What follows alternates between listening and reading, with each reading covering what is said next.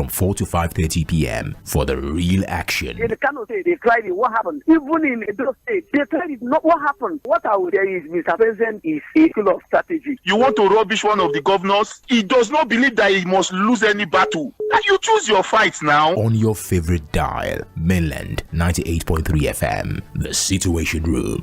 Issues, personalities, and perspectives. We are always watching. Nothing for Nigeria, fish shock me again, no. Politics for Nigeria, no fish surprise me again.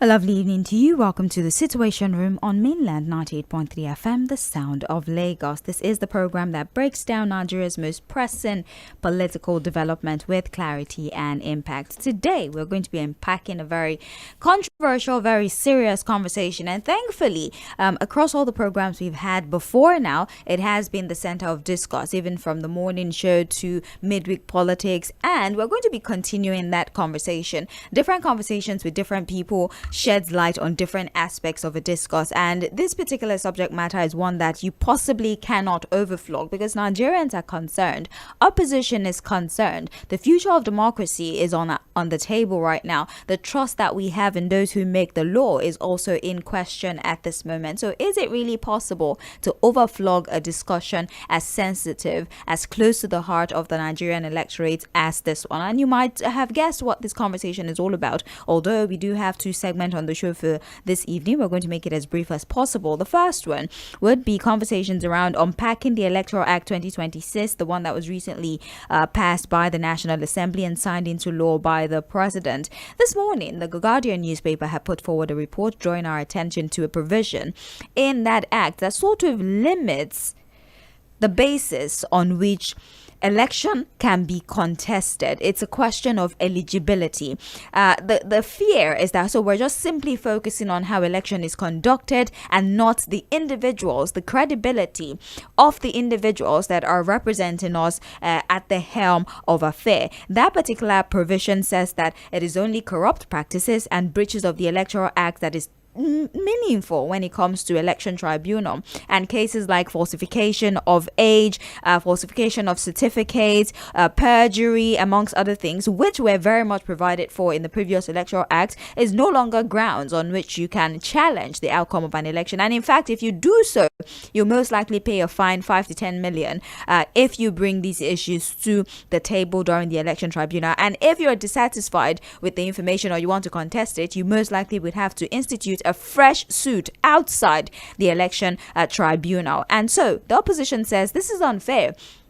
The election tribunal, 180 days is the time allowed for that tribunal, which means that you're certain that within 180 days, you will get an answer, you will get a judgment. But if you allow for us to institute a suit outside the provision of the election tribunal, it can go on for years on end. The individuals whose credibility we are contesting might as well serve us their entire term before we even get the court to pronounce something. And then what then is the usefulness of that provision? And so we decided to, of course, engage the services of a legal luminary, somebody who help us understand the law, Barrister Tunji Abdulhamid.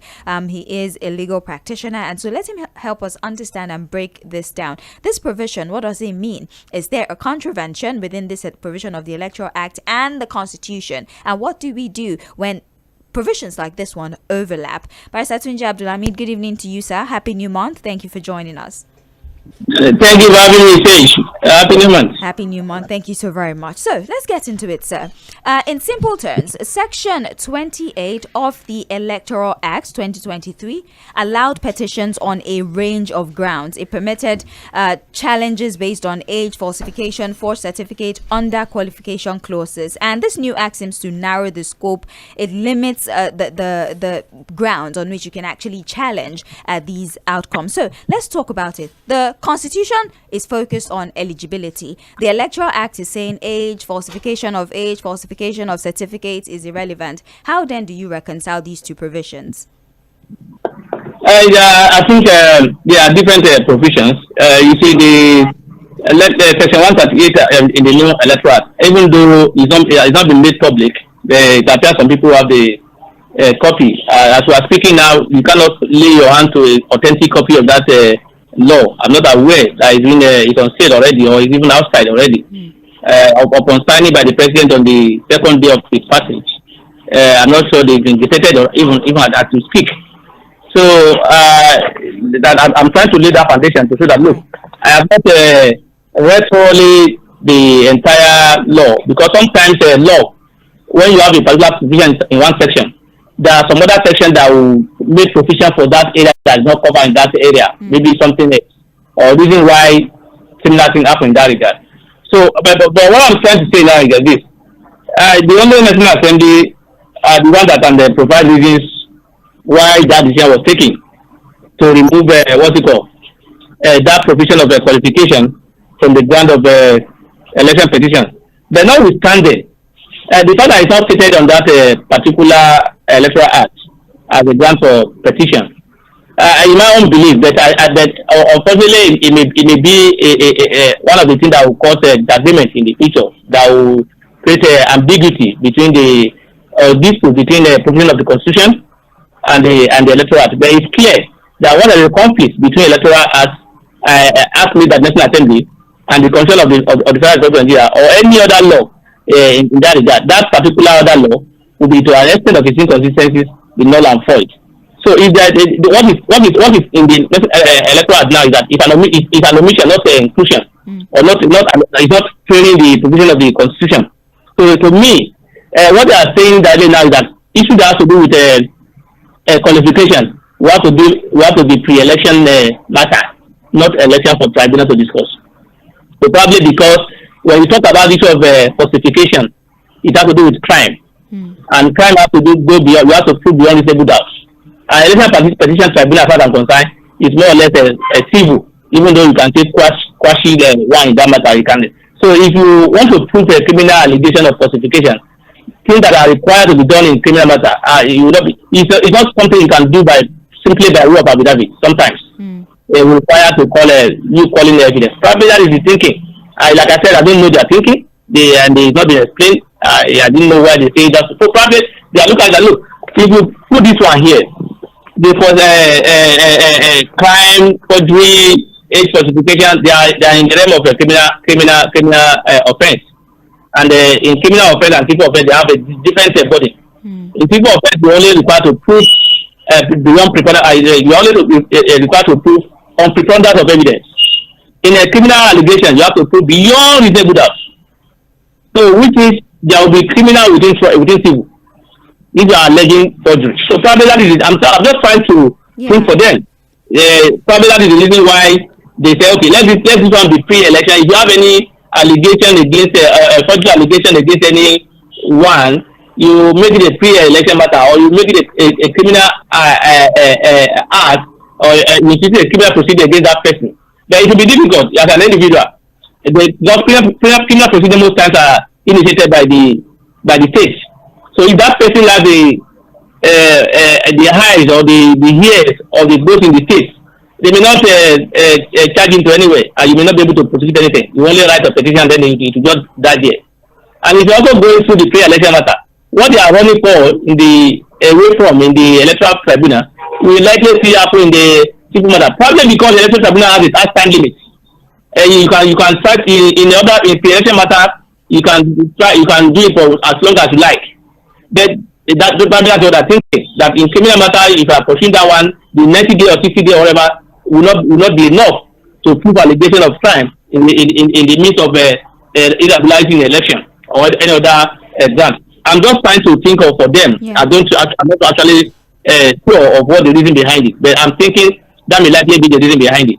But as it is now, you have to now do allegation of disqualification on ground of a certificate forgery or whatever as a pre-election matter or as a criminal matter before not at the tribunal level. Because if you bring it in, the court can say, look, this grant you have stated is not stated by it's not one of the grants required by the electoral act.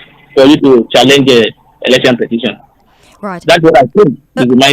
But then there's a loophole here. As you said, for election tribunals, 180 days is the time frame stipulated by law for you to ask questions and demand answers, right? So if there is no time limit for you to ask questions regarding eligibility, falsification of age, falsification of certificates, so are you saying that we can allow individuals whose certificate, whose eligibility is in contention to continue to rule the nation? Doesn't that in a way minimize the qualification that individuals are necessarily supposed to have to even be given the power to rule the nation?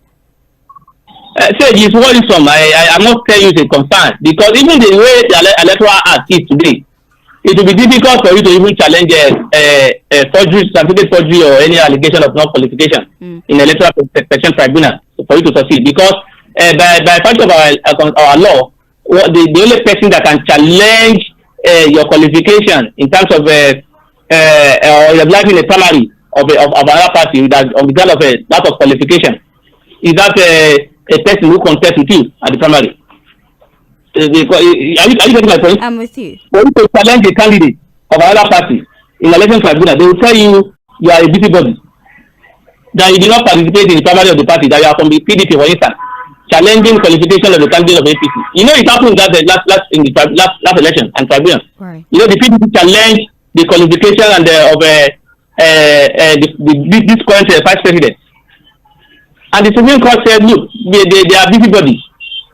So even where it was when it is stated in that issue of qualification, the people that can challenge that are limited. Only people participating in the primary and only the primary of the party, not even outside the party. So if I have Mr. A in APC, for instance, or ABC, contest election, no, let me just another person. I won't think I'm let's say AYC party, a candidate. They have a candidate which is not qualified by virtue of which has an allegation of forgery against him. The candidate and he emerged as a candidate he wins the election thereafter. The other person who contested against him cannot challenge it at the tribunal. They will tell him he's a busybody. So even when we have it there in our act, there's a clause, and I think it's not right. Anyone who has allegation of a corruption or forgery or whatever or fraud against any candidate, whether you are in that party or not, whether you participate in the primary or not, you should be able to challenge it. Then what do we ask? They said no, you are a busybody, you cannot challenge it. So I'm saying that even when we have it, and I said at that time that look, this is a grant for people who are not qualified to contest election. If they are party compromised and nobody challenge it, there was no challenge of his candidature by those who contested the primary with him. Then that means it's gone. Yeah, if you win election, that's so be it. You can't challenge it again. So is there an opportunity for perhaps pre-election litigation? So before the elections, I'm able to gather evidence of falsification of age, perjury, for example, and I approach the court, maybe the federal high court. Is there any provision in the law that allows for, if I'm able to prove beyond reasonable doubt that this individual has lied or falsified whatever information, is there any law that then allows for the disqualification of that individual, since post-election litigation has now become confusing? No, there's nothing blocking that one. You can challenge, anybody can challenge it. Even a non-party member can challenge qualification of any candidate as a pre-election matter. As a pre-election matter, even before even the contest of the primary, I can go to court against you.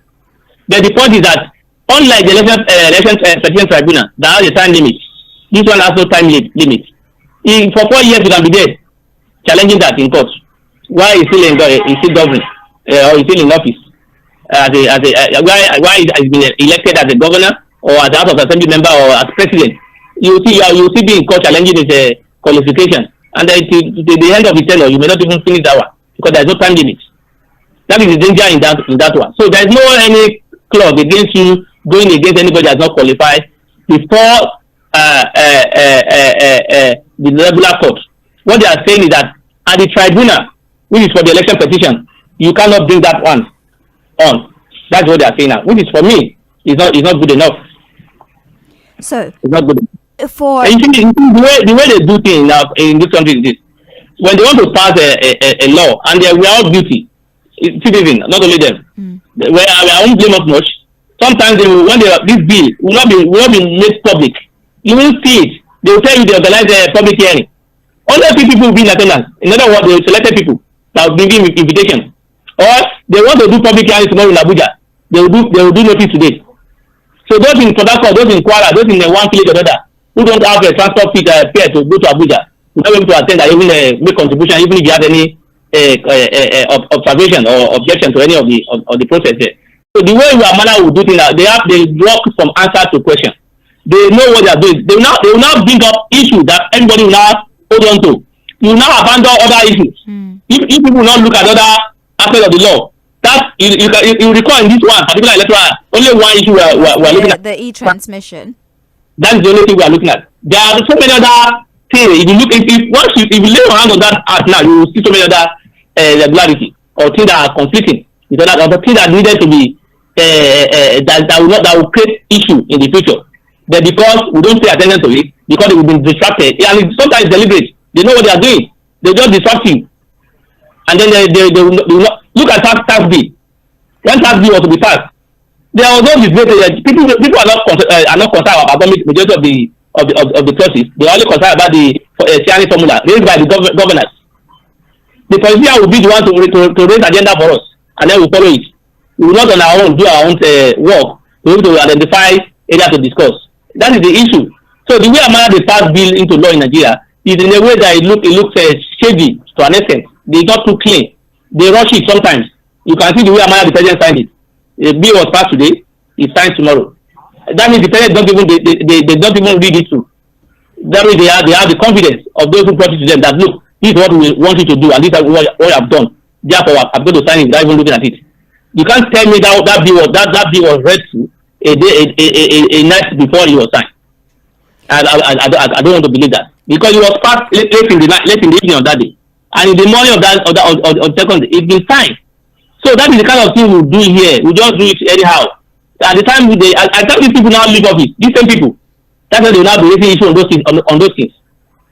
So for me, the way we do our law is not for the general benefits. It's for they have a target to protect themselves or certain group, and that's why you see our law failing in enforcement.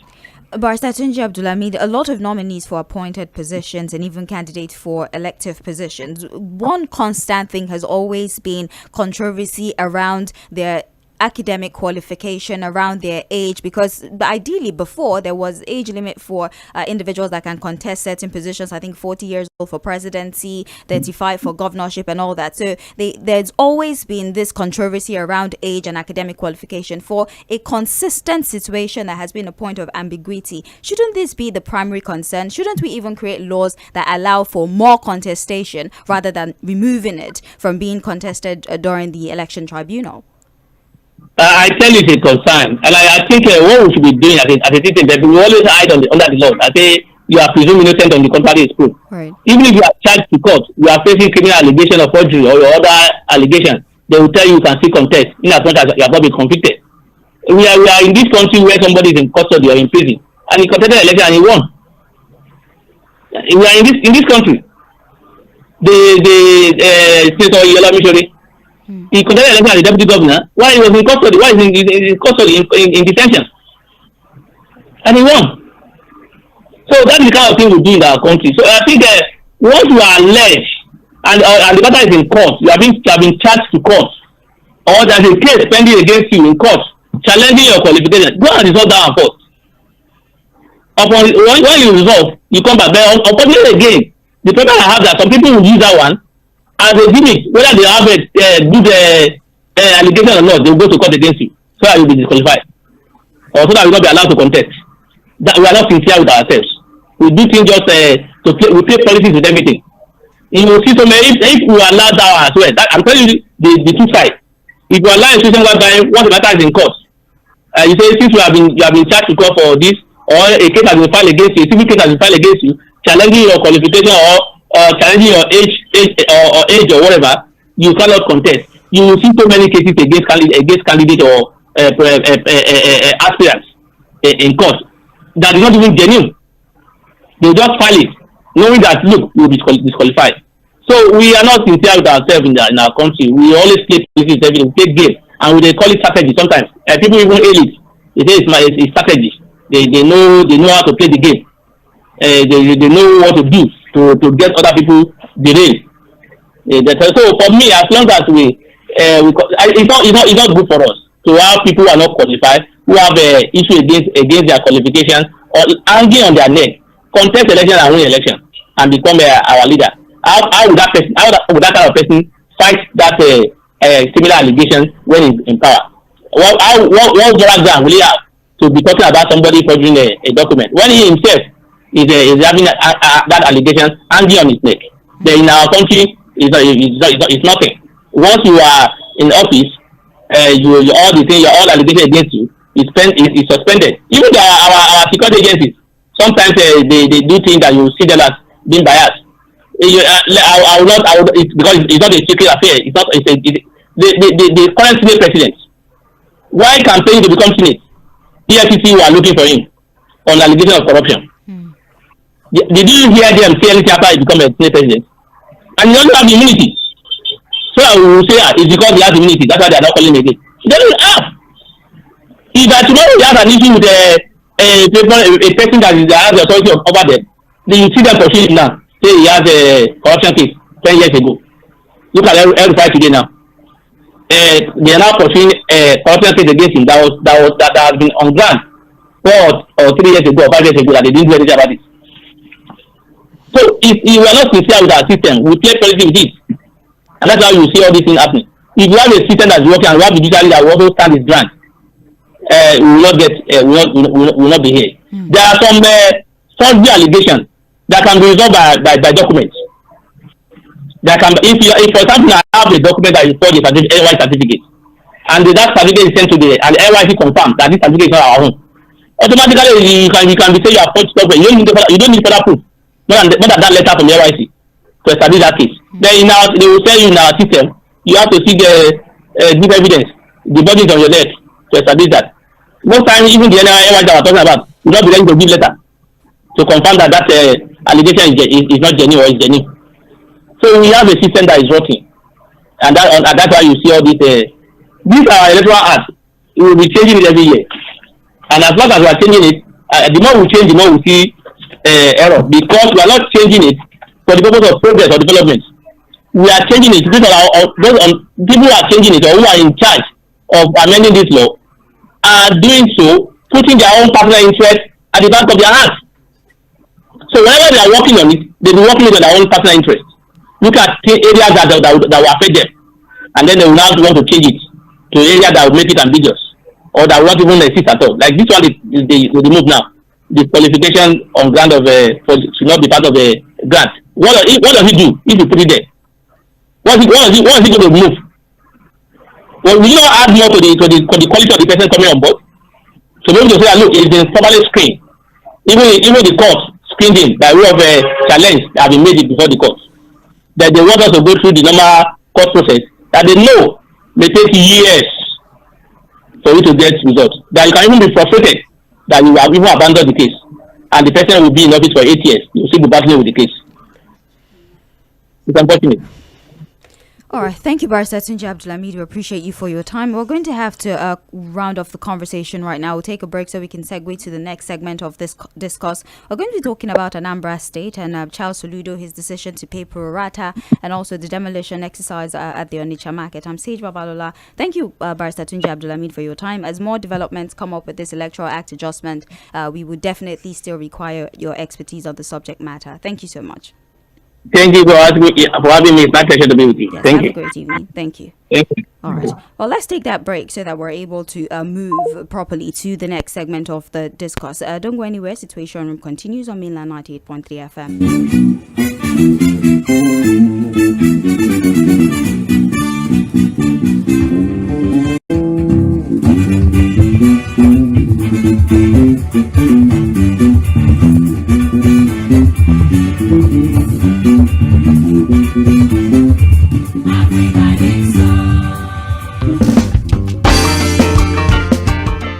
Imagine a country where our children have good schools, where hospitals are well equipped, and where every community enjoys clean water and good roads. That future is possible, but only if we use our votes wisely. Sadly, some people are ready to exchange their votes for money, food, or empty promises, and some politicians are ready to buy them. But ask yourself, after the money is spent, after the food is gone, what remains? 5, maybe 10 years of suffering under bad leadership. Is your child's education worth just a small gift? Is your community's progress worth only a bag of rice or a few naira? No, it is worth much more. When you keep your votes, when you cast it freely and wisely, you protect your dignity, your rights, and your future. Leaders who buy votes cannot serve the people faithfully, but leaders chosen by honest votes are accountable to you, the people. Let us stand together. Let us reject vote buying and selling. Let us prove that our future cannot be bought. Your vote is your power, your right, and your responsibility. Use it wisely. This message is brought to you by Mainland 98.3 FM.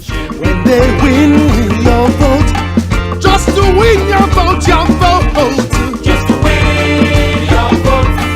Politicians will tell you what you want to hear. What leadership? I have shown leadership. I have said, look, you cannot do this. If you do this, you pay for it. Does it get better or worse? Are the actors ready or not? Are citizens onlookers or bastions of accountability? The questions pile up each day, 1,001. But hey, in the Situation Room, we are not carried away. We only ask the crucial questions and stick it in, because the journey to El Dorado won't pardon missteps. Based on the law, if you earn any income, you have to pay tax on it. Join in the Situation Room Mondays to Thursdays from 4 to 5:30 p.m. for the real action. They cannot say they cried it. What happened? Even in those states, they cried it. Not what happened. What I would say is Mr. President is full of strategy. You want to rubbish one of the governors? He does not believe that he must lose any battle. And you choose your fights now. On your favorite dial, Mainland 98.3 FM, the Situation Room. Issues, personalities, and perspectives. We are always watching. Nothing for Nigeria, fi shock me again, no. Politics for Nigeria, no fi surprise.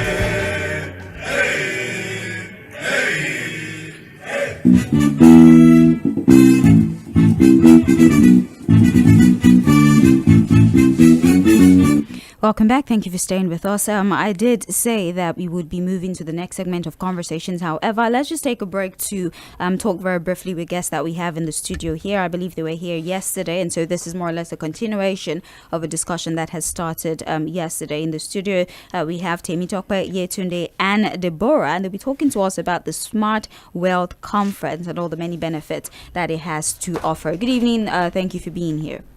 Good evening. Thank you for having us. It's a pleasure. So let's talk about the Smart Wealth Conference. What exactly is the purpose of said conference? So, of course, we've been on the radio for the last 3 days, doing rounds, trying to make our prospective, attendees understand the concept of the Smart Wealth Conference. This is, of course, a powerful financial empowerment event designed to help individuals, entrepreneurs, as well as professionals, understand how to earn smartly, save better, and also invest wisely, while also trying to build a long-term wealth system. So, of course, this is going to be a conglomerate of financial experts who will share practical, real-life strategies for everybody attending that event. Of course, it promises to be an exciting one. We're going to be offering a lot of, I would say, assets that most brokers don't give to you for free, right? So we're looking at bonuses up to about 10 million in bonuses for clients who will be participating. We're looking at also a 3 weeks battleground boot camp, which will also help participants understand better how they can, of course, emancipate themselves, from the current, the current financial situation that we have in the country, especially tailored towards Lagos, which is a fast-paced, environment. So we're looking at, catering to, of course, all the cadres from CEOs to CFOs to even the drivers of the CEO and of course the cooks in the kitchen. This Smart World Conference is going to cater to all individuals looking to make or scale up in this current economic dispensation. All right. So what are the primary topics, the key topics and the areas that would be discussed at this conference, so people have an idea what exactly they're coming to do at that conference? Yeah, of course. What we'll be looking at is trying to provide a system that works. Many people have got their hands burnt, when it comes to the financial markets, trying to trade and whatnot. But over the time, we've backtested our, of course, what we'll be giving out.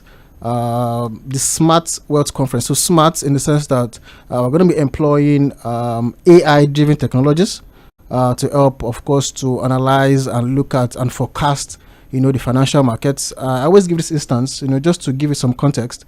Over the weekend, of course, we all know, we are all aware of what happened in the Middle East in respect to the invasion of Iran by the US and Israel. So, of course, these are things that we saw happen, we envisaged was going to happen since last week, gave out this setup to our clients who are active and, of course, making money, from this turmoil. Of course, we're not happy that, war is going on, but at the same time, for those that were inclined in the financial market, they're making good money, from this, current fracas going on in the Middle East. So this is what we are looking to also share with participants for the events coming up tomorrow. Lagos Airport Hotel, 10 a.m. prompt. Of course, we'll be sharing phone numbers and how you can register in the course of this conversation. Is there eligibility criteria? Is there something that a person should have, perhaps a primary skill set you're expected, or just come as you are? Okay, so from 18 years and above, you're actually eligible to attend our seminar, and while coming, we would expect that you come with a valid ID card for registration. And to register for this particular event, we would expect you to send VA5 to 09166704000. You might need to take that number again. Okay, so to register for the event, you need to send a message to send VA5 to 09166704000. Again, 09166704000.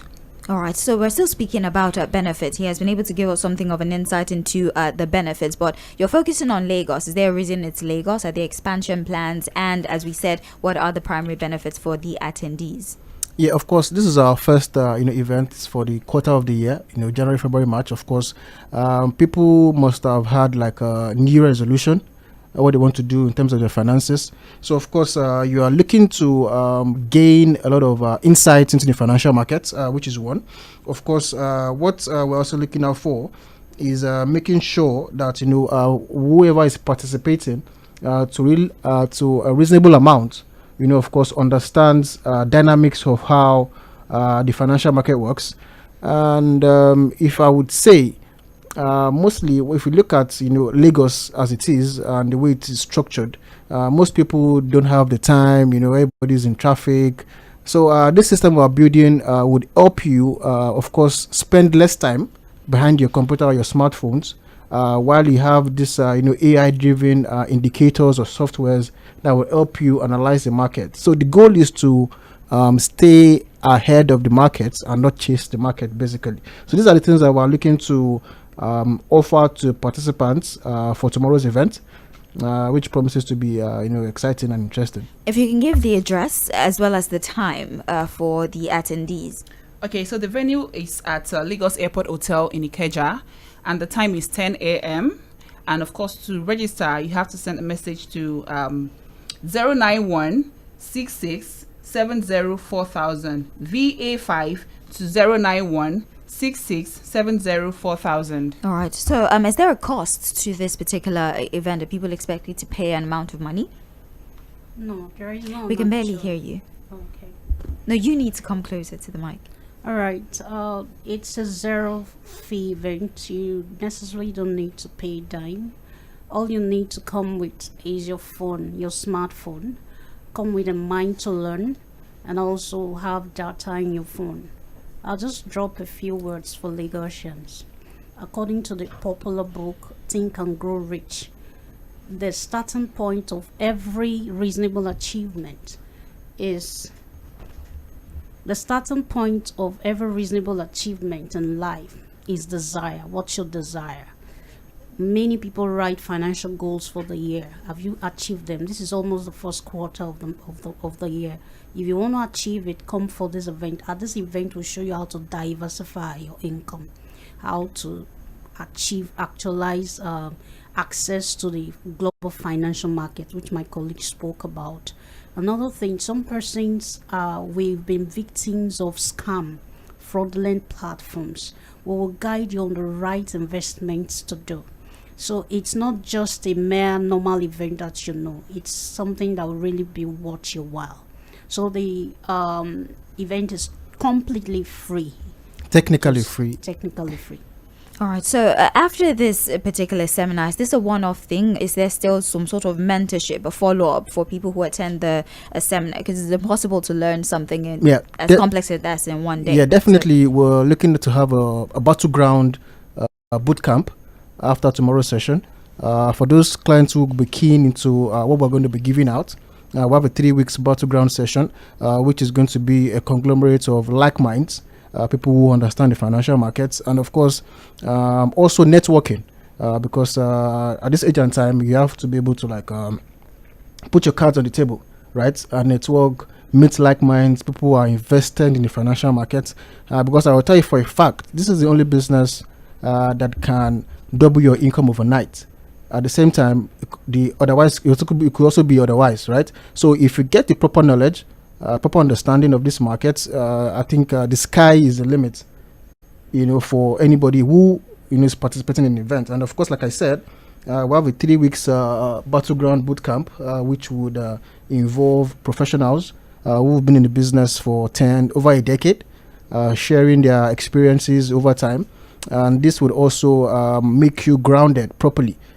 So we're catering to not just high-end individuals. We're looking out for students, professionals, regardless of your field of work or study, right? So we're going to encompass we're looking at all cadres of Lagosians, So I will implore or advise that you listening, to my voice at this point in time, make sure to register, send VA5.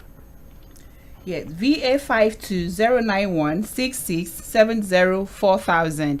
VA5 to 09166704000. So for those who are probably still hesitant because of the bad experiences they've had before with trading, not understanding the market will ultimately make you make mistake and expose you to risk. So what exactly is the encouragement? What makes them confident that joining this seminar, this Smart Wealth Conference, would be what breaks the ice for them and turn their luck for better? Yeah, so I think there's a very thin line between ignorance and knowledge. So I would say for a fact, for everybody that's got their hands burnt over time, knowledge is key when it comes to this kind of business. Yes. So I will tell you for a fact that if you've had your hands burnt, this should be a to-do list. Right from today, put it on your calendar to attend tomorrow. Because we're not just going to be sharing you ideas on how to trade. We're giving you in-depth knowledge into the financial markets. So we'll be looking at, of course, not just maybe proper FX, the commodity markets, the stock, the index.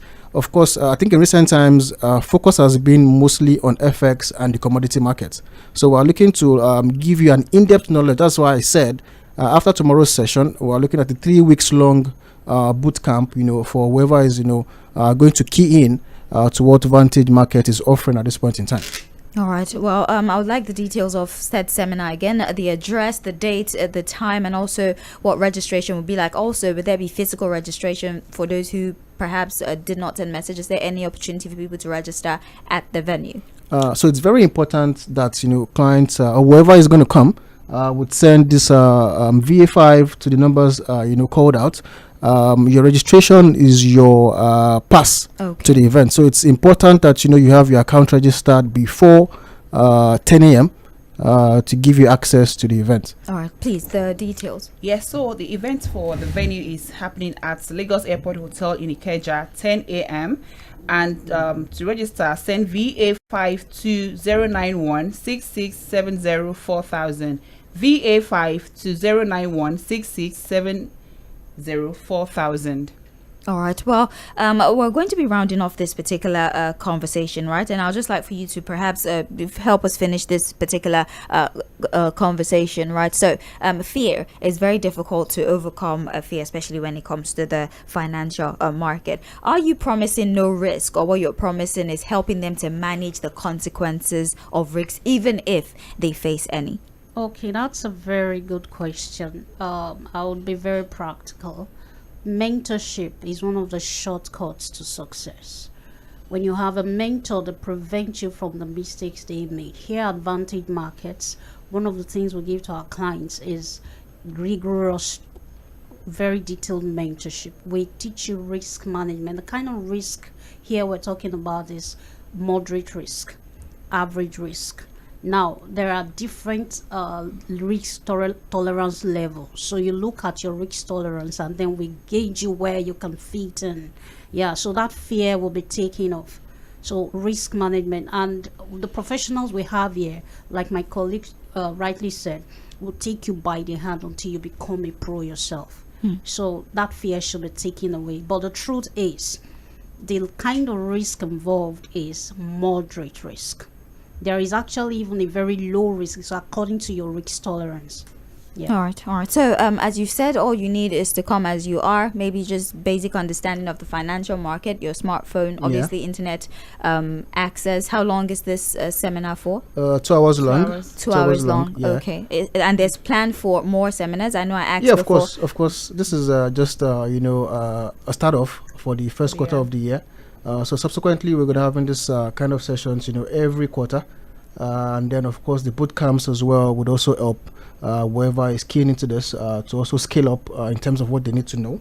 I would try to reiterate, what to expect, from the event tomorrow. So, number one, practical wealth building strategies, which is going to involve our AI system, our automated system. We're going to be sharing softwares and indicators. Investments and savings education, mindset shifts around money, because every day we deal with money, right? So we're looking to shift your mindset when it comes to money management, finance as well. And then interactive sessions with real life examples.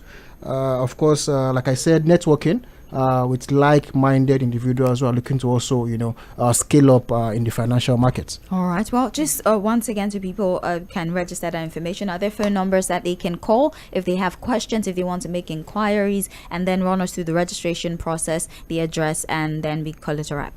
Yes, if they have any inquiry they would like to make, either today or even on the day of the seminar, which is tomorrow, or the conference rather, they can always call this number 09166704000. 09166704000, and the venue again is at Lagos Airport Hotel in Ikeja.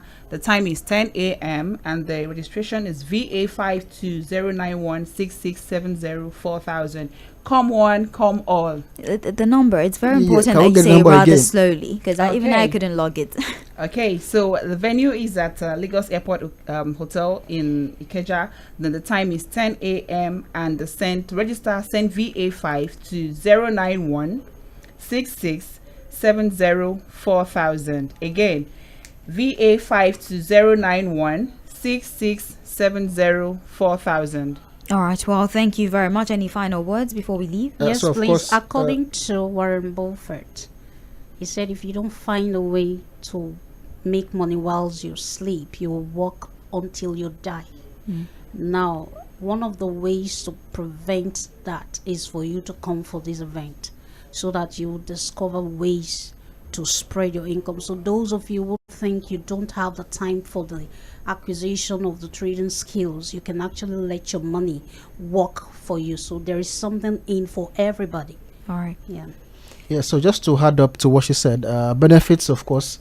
I like to say we're going to be giving out fresh light refreshments.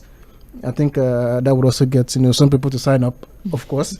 And then we're also looking at bonuses up to about 10 a.m. For those that will be getting their accounts activated. We have bonuses running up to about 10 million naira currently. So you will be doing yourself a lot of disservice if you are not in this event. So I implore you, kindly send VA5 to 09166 09166704000.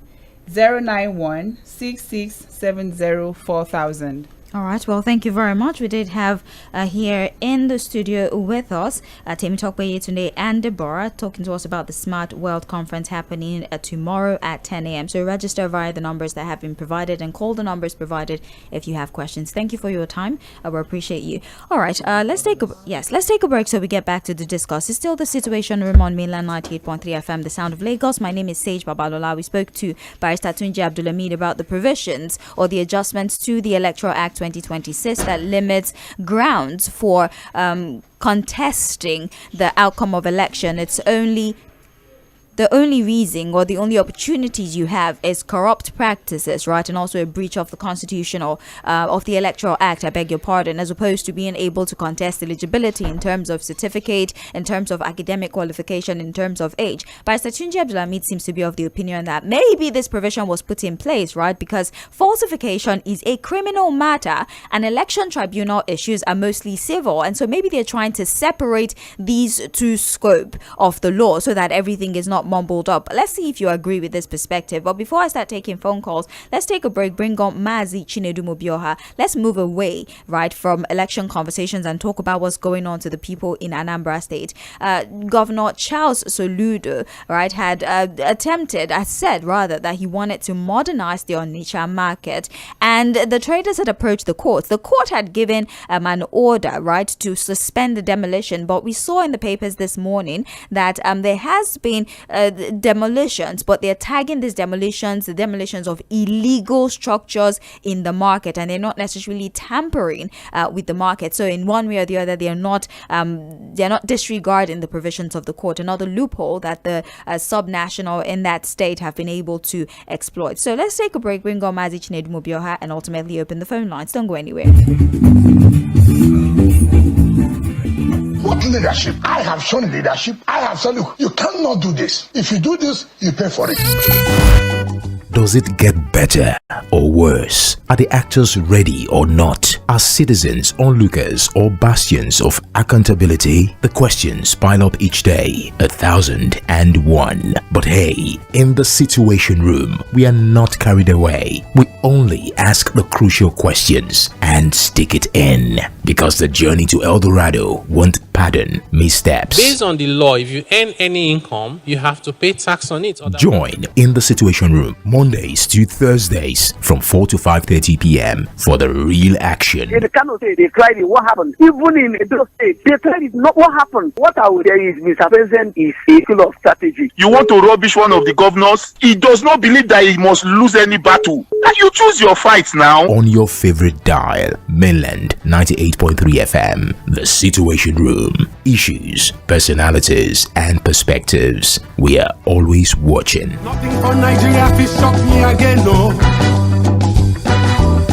Politics for Nigeria, no fi surprise me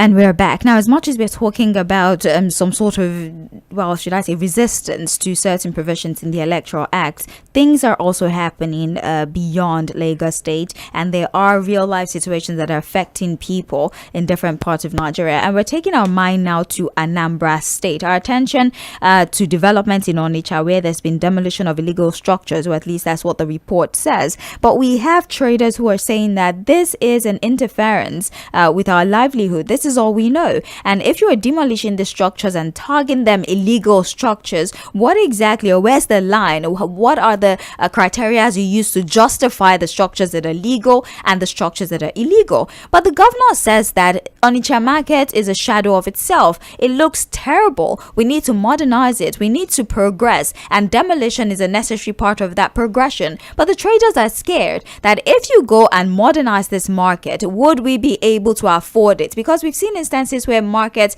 have been demolished and refurbished, and then the people who used to occupy those markets cannot afford to pay for these stalls. So let's talk about the fears of the traders. Let's talk about the position of the governor who's trying to modernize the market. And let's talk about how we can put a human face to urbanization.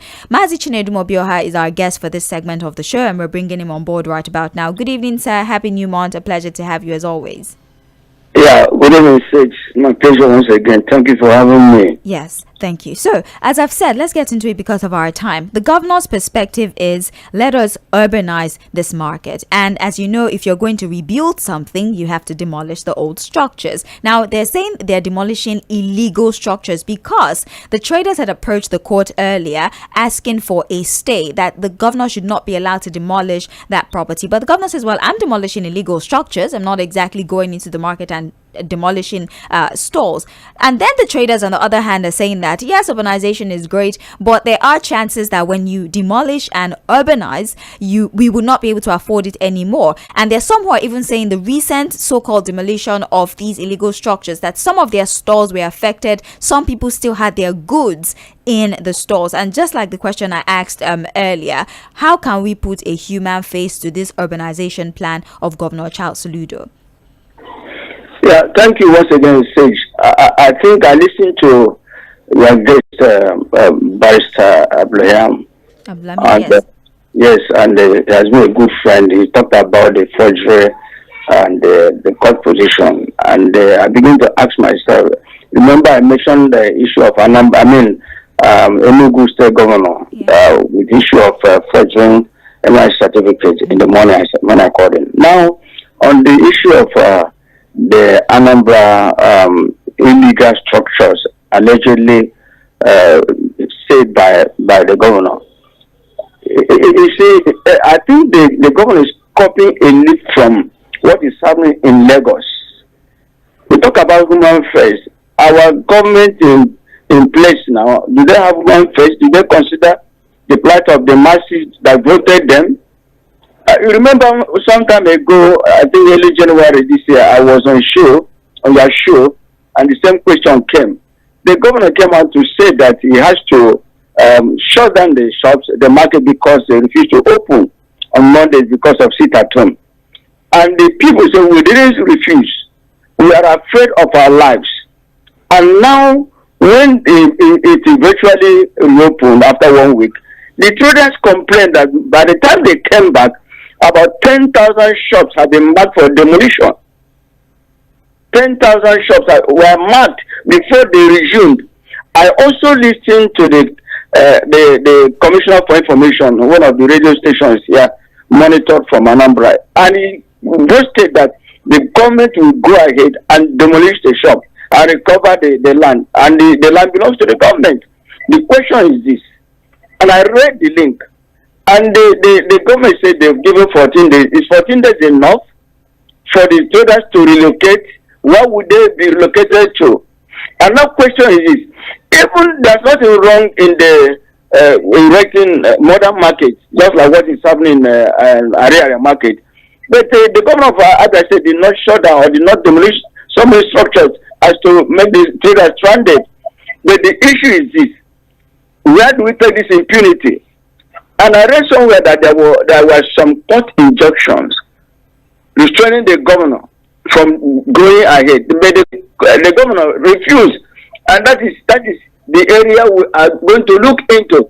The governor has zero right to refuse to obey a lawful court order restraining them, which means nobody can obey the law of the land.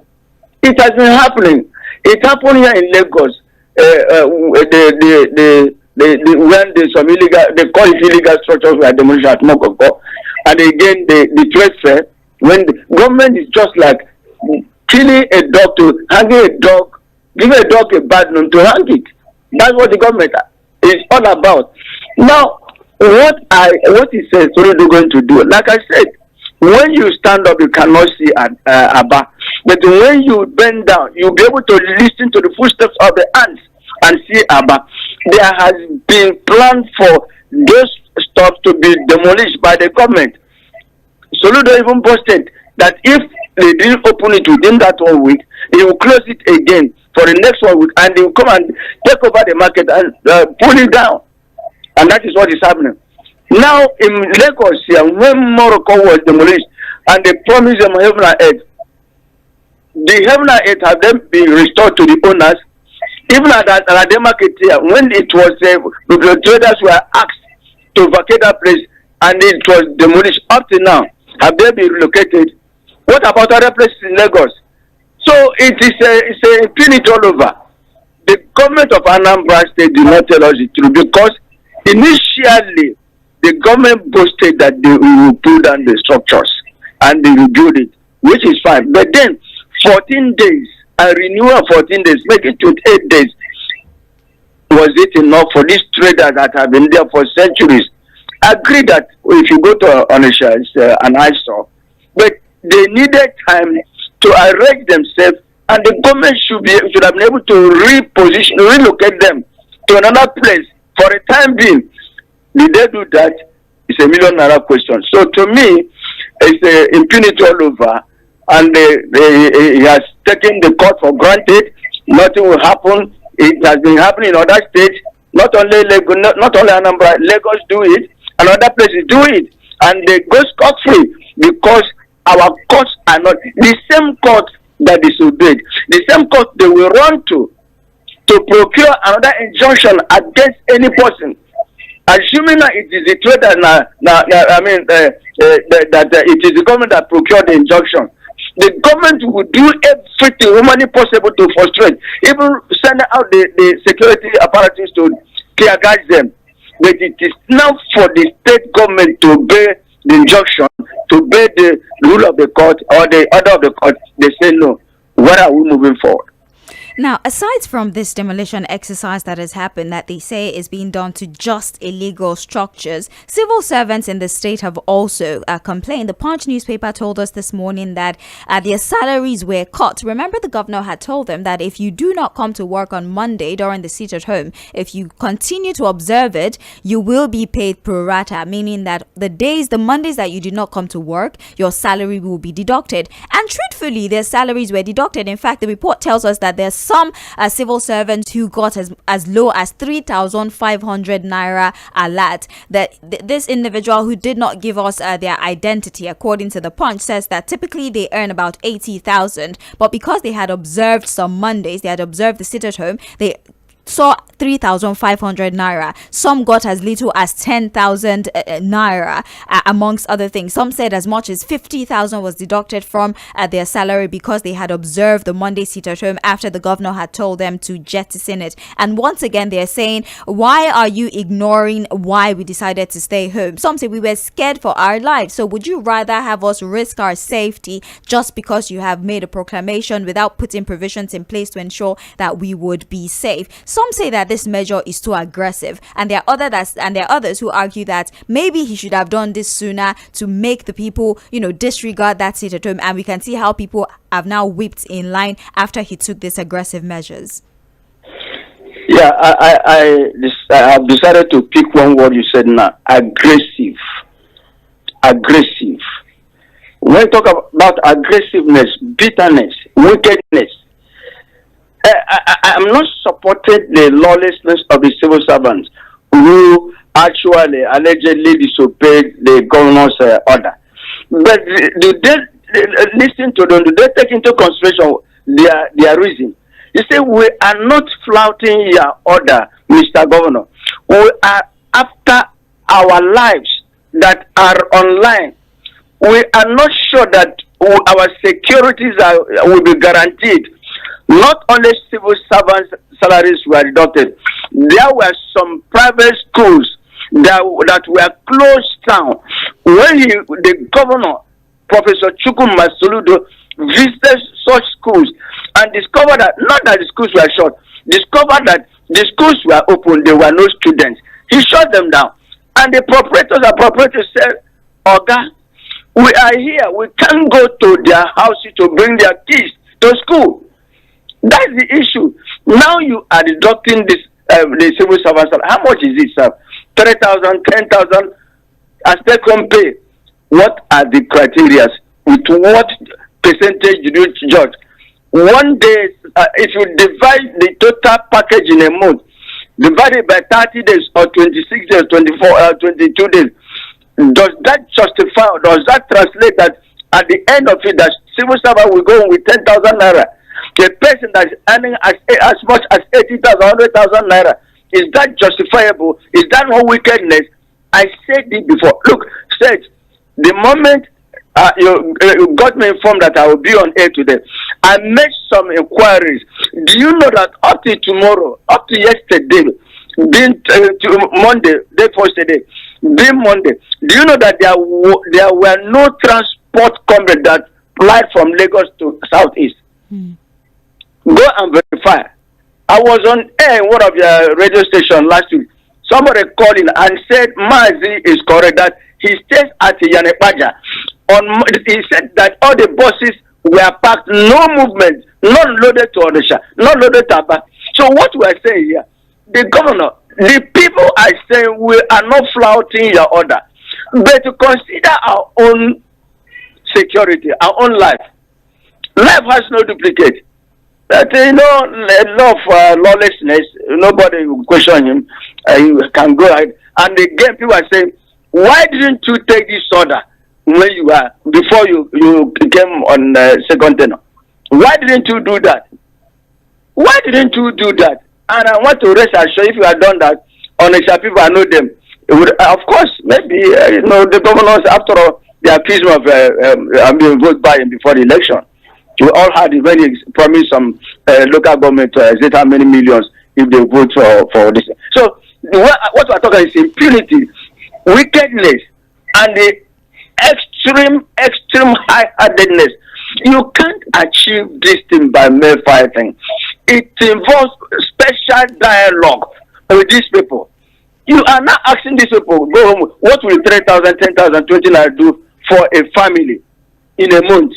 And you are now comparing them with that 3,000 they will use to enter transport to come to work. Then what you give, you have now exposed them to corruption, to do other things, to make ends meet. You want them to be threatened to the office? Why not giving them caution? Why not giving them warning? Why not, if you want to deduct something that's justifiable? If the salary is 100,000, you deduct the number of that day. That particular Monday, such a civil servant didn't come to work. And take it now. How can you now deduct what percentage do you use? So something we are in lawless country, nothing will happen.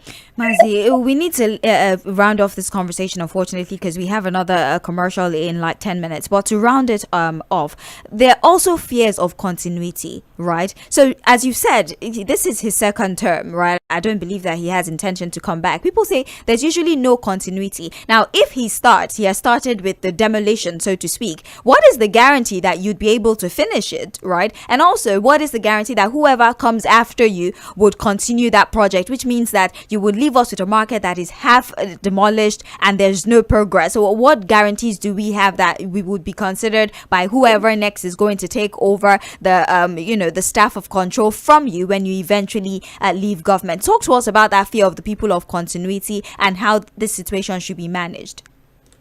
Serge, your guess is as good as mine. We among the governors has continued from the previous administration. There will be no continuity, and that is what there's no ideology. After 4 years now, another governor will come in. Probably not from APGA, maybe from APC or from PDP or from Labour, and such a person will now condemn or possibly revise what the governor. There's no continuity, and that is why we are where we are. For the past 26 years, we came back from this democracy. Every time we budget for construction of road doesn't have an end. No continuity, no ideology, no manifesto. Everybody comes on its own to a way to make money, to impoverish the people. If the governor, after 4 years, he goes, another person, a soldier goes, soldier come, the barracks remains. If another person comes, he will start his own. He has his own agenda. He has his own manifesto. He has his own ideology to do what he wants to deceive people. So there's no continuity. That is why we are where we are. Sage, it's unfortunate, and that is why we complain. We say that this is not the way to run a country. Fine, you have a good idea. Must people pay the price of your business because of their selfish interest? You want to do them good. You are now present. How can you be so shallow? It's bad now. I am not supporting the lawlessness of the civil servant. If the governor has said, look, come, and you, because of your own security, explain, which I'm sure they also explain, but the governor has intended to do what he wanted to do. So that's short and simple. So say what we express in this country is complete impunity. The law can, even the same law court that they disobey, they will go there. They will go there and seek for nothing, whether through backyard or front door, get their own injunction and to implement it. When people come out to protest, they will tear gas them. We saw it all over. The issue is this. How long shall we continue with this? Thank you so much, Mazi Chinedum. I appreciate your analysis on the subject matter. Have a great evening. Thank you for joining us. God bless you. Thank you for having me once again. Well, that's all the conversation we can have. I don't know how we'll be able to squeeze in contribution for this evening, but let's just try. We have about 5 minutes to take feedback, so we're going to limit submission to 1 minute. 09136000410. 1 minute, please, as fast as you can. We don't really have a lot of time. Hello. Good evening, Sage. Good evening. Welcome.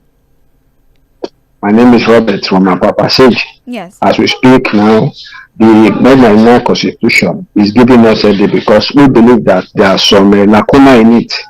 Now, the democracy we are operating, we believe that it's a constitution, it's a legal government.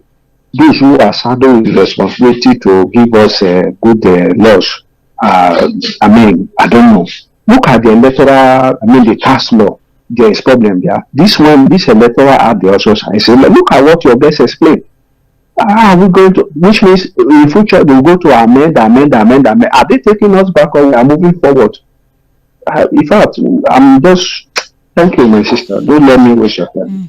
Thank you very much for calling. 09136000410. WhatsApp 09136000430 is the number to dial. Hello, good evening. Hello. Hello, good evening. Good evening. Yeah, Sage. Yes, I'm with you. Your name, please. Yeah, this is okay from Ikeja. Welcome. I listened attentively to the lawmaker you brought on board, and he explained everything very well. If you look at this, what all these things they are putting up in this their bill, you can see the tax law too. We had issues with tax law. Now the bill that has been passed too, we had issues on it. So is that how they want to govern us? The moment people rises up now, it becomes an issue, but they are not doing the right thing. And we keep talking about other countries that degenerated into chaos, civil war, the rest of them. Those are just the antecedents. But these guys that are there, they don't want to do the right thing. The moment people take to the street now, then they will not say, they are lawless and that. They will start putting every other thing. Okay, look at what Soludo is doing in Anambra. Is that the way to go? These are people who are canvassing for their votes, and then elected into second term into office. Now your people are complaining about what's going on in Lagos, and you're still doing the same thing down east. My dear, have a good day, Jerry. Have a better day. Thank you so much for calling. We appreciate you. Barrister Tunji Abdulhamid spoke about the provision of the Electoral Act. He says that maybe the logic behind it is that forgery is a criminal matter. Lying about your age as well, falsification of your age is also a criminal matter. An election tribunal is mostly the civil matter. It's not criminal, and so maybe it's because they want to separate this issue. So go and chase a criminal matter, in court, and let us handle election matter. However, how can we reconcile these two things if they are related, different but very related? The laws are not supposed to confuse us. The laws are supposed to bring clarity. So why are these laws confusing us? Anyways, I'll leave you to answer that question. 09136000410. Hello. Hey. Yes. Good afternoon. Good afternoon to you. Welcome. Your name, please. Ajibola calling from Nikolaye. Welcome. I think I've said something in the morning on this issue of these laws that was given. See, I said they always look for a loophole to save their own face. That's what they just did. So what they want to prove to us is that no matter how criminal cases or anything the person have, integrity is not needed in our electoral And that is why some people are staying away from this kind of quack election that we have. That's why some people that the people that have good brains are staying away from this kind of government that we think we are running. That's why they are running us down. Because people of credible, people of credible integrity and everything of characters, they are staying away. So that a lot of people that have integrity tests, they have integrity questions around us that are making it up. So that is why that is what they want to do, and it's unfair. Because even if we talk, they will still pass it. That's what we are saying. It's not about the opposition that did not do the right thing. No, it's an act now. That's what I'm saying. Even if we see them before they pass it, if we talk, they will pass it. When we talk during the tax law, they continue to pass it. When we talk during all this the cross under this thing, they still pass it. So with or without our own opinion, they will pass it. But it's telling us that we should be bracing up for bigger criminals now. All right, we need to move very quickly. We have less than 3 minutes. Hello, very briefly, please. Hello, good afternoon. Welcome. Go ahead. My name is Yeah. See, quickly, many of us, and that is what these people do. They will be smuggling whatever they like, and Nigerians are not informed. I won't want to blame the journalists too, because before they hurriedly just do this thing and they pass it. But what I want to point out now is that this is a pointer to the fact that the majority of these people we know, they are having credibility issues. Most of them, they are having cases of forgery here and there, so they know what they are doing to protect themselves. So, but as it is, this has even given me, a kind of I've lost hope in this country. I won't lie to you. But it's only that we should not just let it go like that. We Nigerians have a little chance now and we don't have a position. Say, what do I say? This is so sad. Let me just rest it there. Thank you so much. We cannot take any more phone calls, sadly. We apologize. We have commercials queued up for 2 minutes from now.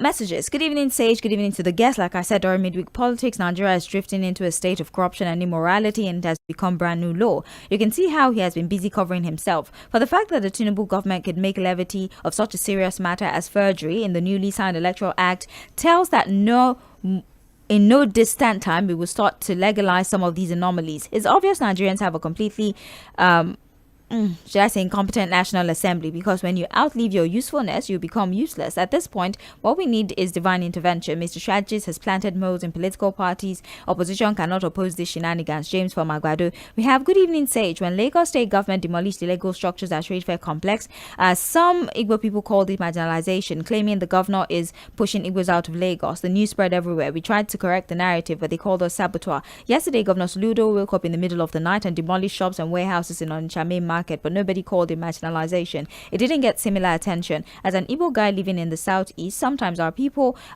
and the way the reason baffles me. No penalty is too much for stubbornness, Emmanuel. Okay. And finally, good evening, Mainland FM. It's unfortunate that we're in a lawless country where everyone, especially political leaders, have the right to do what pleases them, and what will be the benefit to the people who voted them into power? If not, everybody knows that the primary responsibility of the president and the governor is to protect life and property. Yet the governor of Anambra State, who has not done the needful, is dishing out stiffer punishment that would neither bring solution to the problem nor make life comfortable for the citizen. Finally, can anyone tell me which of these laws, starting with the tax law, electoral law, etc., that has seen the light of day? May God deliver us. Tim Tokpa Notary from Ejagmo community. Thank you so much for your time. We have to go. Sorry that the show was interrupted a lot today. We have to do what we have to do, but I think we still made best of the time that we had. We have a break, and don't forget 6 p.m. we have sports cruise at 7, we have global clusters at 8, we have shenanigans at 9, we have love and life, and at 10 to 12 midnight we have Adunkosola with Light Out Lagos. I'm Sage Babalola. Do enjoy the rest of your evening.